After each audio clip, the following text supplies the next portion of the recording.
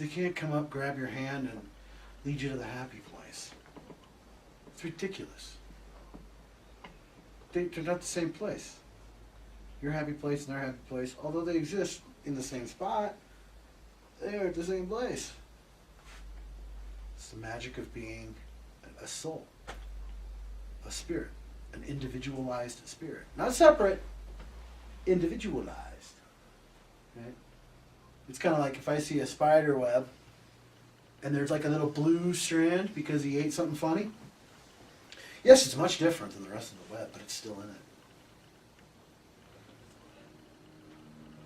So it's not separation, it's individuation. Individual flames of consciousness, little sparks. The universe is this big raging fire. You're just a spark of that, traveling around it like an ember. Because eventually you'll fizzle out. Hopefully your totality doesn't fizzle out with it because you never grew it. Because really, you know, at the end of the road, when you're laying on your deathbed, it ain't about what you acquired. It's about what you built. And not out here. Spirit. Carlos would tell me, you know, for me, this is not some grand, you know, epiphany for the world. It was personally designed for me. He said that. You're not born with spirit. It's what you're here to build. That applies to me. Whether or not that applies to you, that's your decision. If it doesn't, I don't want to hear about it. And if it does, I don't want to hear about it. Yes? What's the difference? What do you think is the difference between spirit and soul then? I think soul is the avenue by which we connect to the spirit. Connect what? To the spirit. It's the cord. Yeah. Soul is the cord that between you and spirit. Spirit is all there is. So spirit is individuality, whereas soul is the infinite. So you're, even if you understood it with your mind, you won't understand, but it's kind of. just I would say that life itself is the spirit.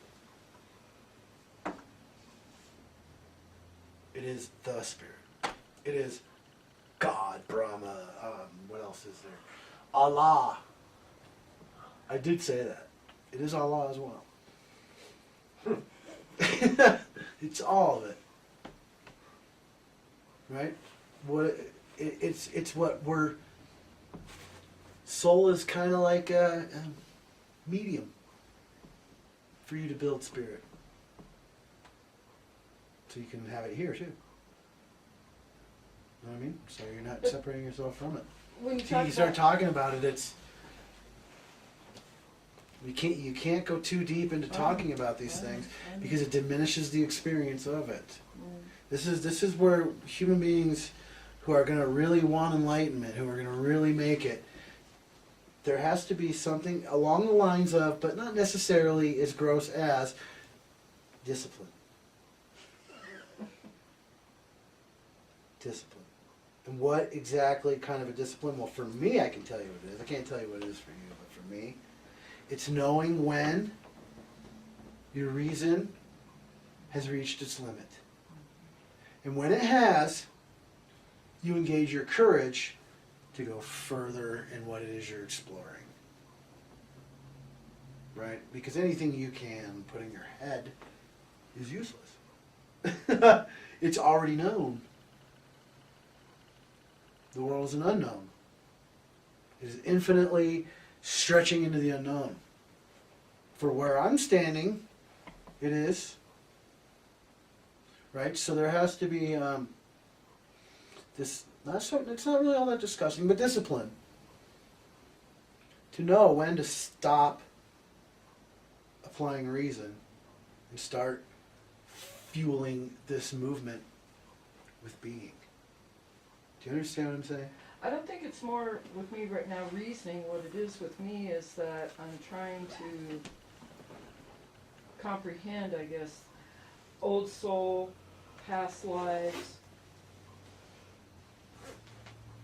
what I'm trying to achieve here, I want so much enlightenment. I want it. It's my only goal, Right. is to be an enlightened person. To be immaculately coping. Yes, that's my ultimate goal too. I just coined that. Anybody steals that, let me know. Yeah, I've got it written down. Copyrighted. I've got it written Immaculately down. coping. But that's, you know, I like see that. what I'm saying, where I'm getting between spirit and soul? You know, why am I more aware that I need to do this than other people? I mean, it's my number one, that's what I want to do. Are you in conflict with the fact that other people don't want it?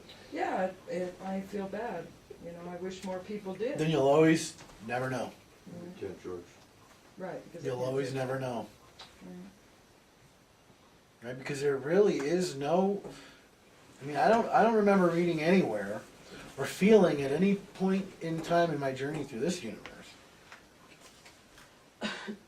that which made me telling me that if they don't get it, you don't either. I think that's what individuation is. That you are absolutely free to be one with what made you, even if everyone around you doesn't want to be. This idea of one bad apple spoils the whole cart is bullshit. All that, you know what the truth of that is, one bad apple can blow us all to smithereens. That's about it. That's it. But it cannot spoil your journey. Unless you have fear, because then death is something you fear. Attack is something you fear, right? But if you get beyond fear, and you don't even do that with your own death, you are absolutely free. It doesn't matter what anybody does to your physical. You'll just make another one. That's freedom. Oh, it blew up my body. Cool. Next time I'm going to get a different color one. And I'm going to hang out in a different world where color is not such a thing of contention, not a reason for conflict. I made a conscious choice to be here, on this planet, in this world. We all do, right? I don't know. Some of you were probably just forced here because you didn't make a choice to go anywhere else. I don't know. Some people, how the hell did I end up here? Well, you refused to pick a direction, so this is the hole you fell in. Could be that. I don't know. Those are the Libras. Those are one of those questions I can't answer. Hey. Hey. But you know, I did. I knew where I was coming. I actually can remember that. Sitting there going, oh, wow. All right. For what? I don't know. My explanation wouldn't satisfy anybody here anyway. So why not just not say it? And just try to live true to what that is for me. And if that rubs off on someone else and they go, whoa, wow, then maybe they'll start doing it too. Right? I'm trying to pass on a new virus. Beautiful virus. One that makes you feel super ultra great. Pass that virus around. Well, you know, if we're going to propagate here, let's propagate some bliss. Right? Some immaculate coping. So if you're coping, how can you be enlightened? Huh? If you're coping with yourself, how can you be enlightened? It's like grabbing 220. You know, like 220 volts coming out of the wall. You don't handle that. No, you don't. You cope with that. Yes. The world is a 50 trillionth time. It's infinitely more potent than that 220. Oh, I see what you mean. Okay. Right? So for your being, it's no problem. But for the